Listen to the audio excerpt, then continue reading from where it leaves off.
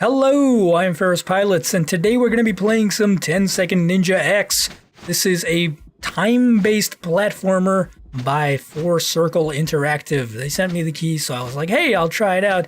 And the game's pretty fun. I beat the first 3, not levels, but like compilations of levels, areas, I guess you could call it. This game also has a story revolving some kind of pirate or something. I don't really care about that. I'm going to play the easiest levels once more for you guys because it's going to be difficult commentating and playing the harder levels. And honestly, I'm getting frustrated with this game a little bit. It is not easy, let's put it like that. So the point of this game is you have to kill all of these robots as quickly as possible. And I don't know why I restarted the level here, but I have to press C when the level is done to try to move on to the next one. Anyways, the point is to destroy everything before 10 seconds are up. That's why it's called 10-Second Ninja. I don't know why it's called X, but I guess because it's a sequel to 10-Second Ninja, not X, and they wanted to make it sound cool, like Mega Man X. I guess. I don't know, this is all speculation here on my part, but that's okay. You know, the gameplay is pretty fun. The moment-to-moment gameplay is really interesting. It doesn't waste your time, which is something that I appreciate in games. You know, nowadays a lot of these games are all about wasting your time, which I'm not a fan of, but that's okay. Reach of your sword is actually fairly large, and the attack is very quick, so there is a level of mastery involved in this game. Again, I don't know why I restarted. I'm too used to restarting because I'm used to failing, and then I have to restart. But anyways, there is a level of mastery involved in this game, so if you're the kind of person who likes really difficult games, this may be on your radar, you know? You might want to consider it. It's somewhat reminiscent of Super Meat Boy, but unlike that game, you can't be careful with a level at the start and then later on go on to speedrun it if you're interested in doing that. In this game, you kind of have to do it from the start. From the get-go, you have to go as fast as possible because otherwise you're going to lose. You won't be able to beat the game in 10 seconds, right? That's the whole point. And hey, I got a new best. 2 stars, very fancy. No, wait, I had 2 stars before. I guess I just did slightly better 2 stars. Anyways, this is just the first level, or not the first level, but the first area, which is actually pretty easy. Well, it's easy to me now. When I first played it, I was like, this game is too hard. And this fucking level is super hard. Even if you're good, and I'm not that good. Oh wait, my strats were like this, I think. Yeah. As you can see, when you try to go for speed, you end up dying a lot. You'll notice that I'm getting a lot of 1 stars. That's because I'm commentating and I'm not really going for speed right now. I'm just going for, I just screwed up, didn't I? Yeah. That guy, so there are different varieties of robots. Some of them can only be killed by throwing stars. They're not on this first area. They get introduced in later areas. But some of them also, like this SOB, take 2 hits. And they are introduced in the first area. There are of course the regular robots, and instead of spikes this game has, I should not have thrown the throwing star there, instead of spikes this game has these electrifying fields and you get zapped instead. That's interesting, I guess. It doesn't really matter. The whole point is that's so bad I could have finished the level too. It's okay. We'll do it like this. I feel like I should use my, yeah, I should use it. I should use my, what am I doing? What am I doing? Let's just do it like this.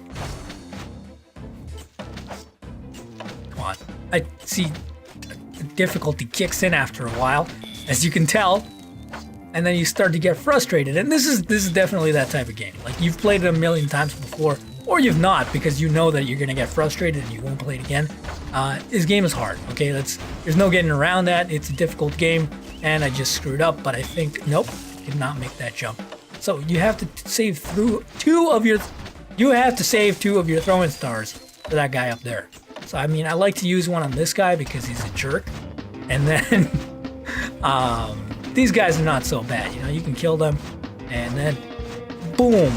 And you know, 0.11 to next star, that's okay. I already got that star off screen. This level, I hate this level. I can tell you this much for a fact. I tried so hard to get the 2nd star. Why am I dying here? Like, was I pressing R by accident?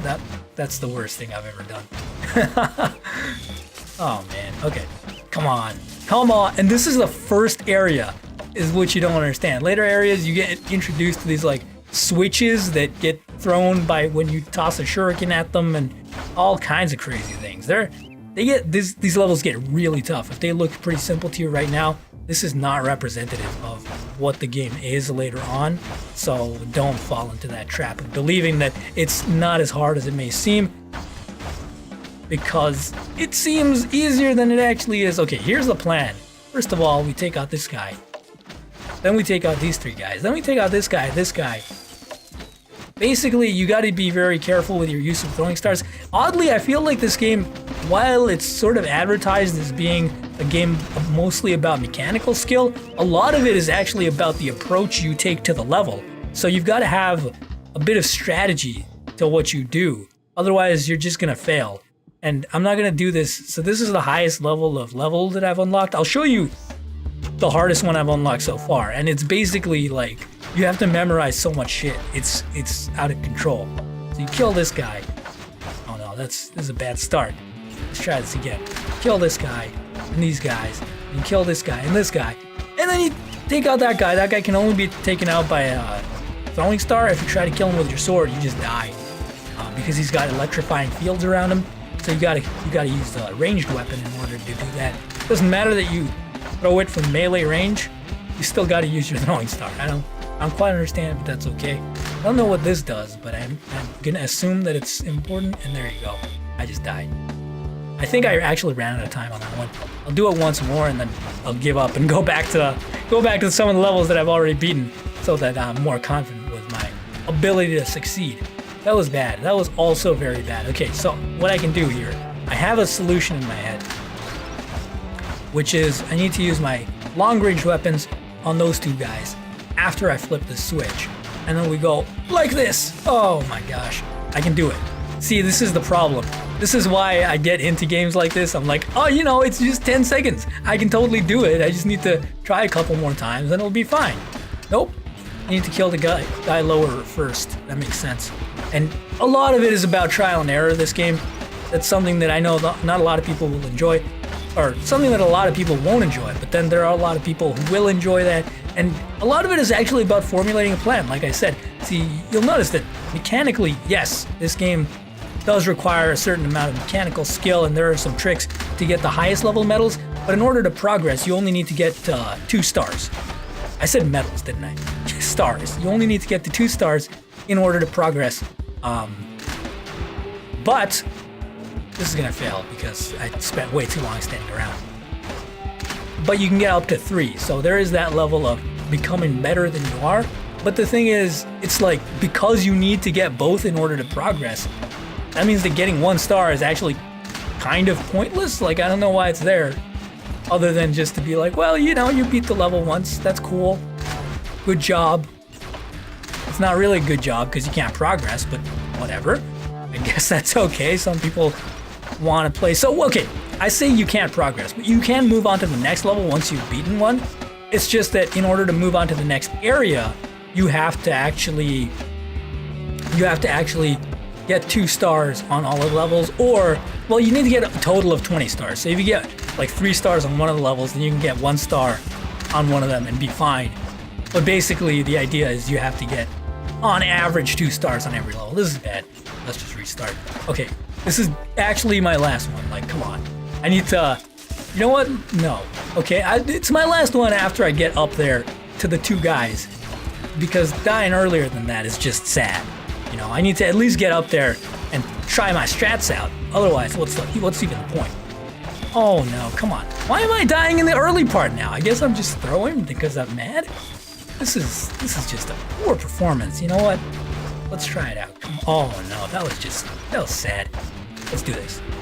Don't! I knew it was gonna happen. I knew it was gonna happen! And it still happened. Why?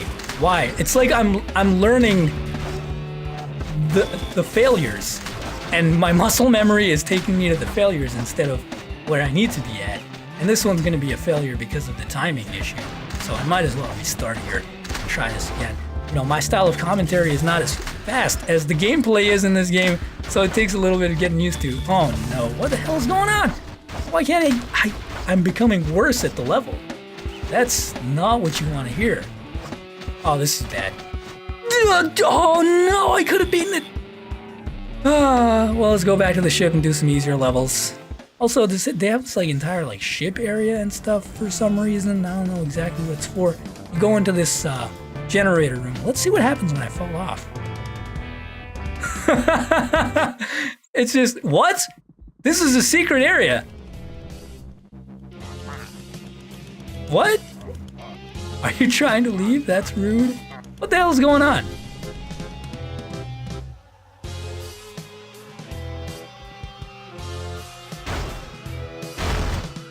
Okay, so so at the start you started in this area, and then he brought you up to a ship in the same way. So I guess they're just, that's interesting. I never noticed that. So there's a little bit of